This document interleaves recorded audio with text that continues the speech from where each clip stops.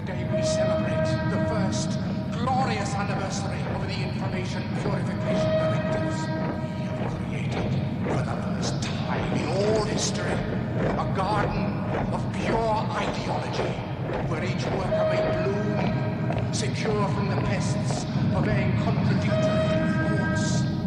Our unification of thoughts is more powerful a weapon than any fleet or army on earth. We are one people, with one will, one resolve, one cause.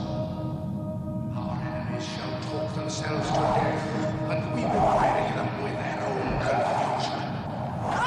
We shall prevail.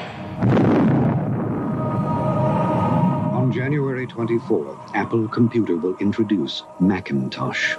And you'll see why 1984 won't be like 1984.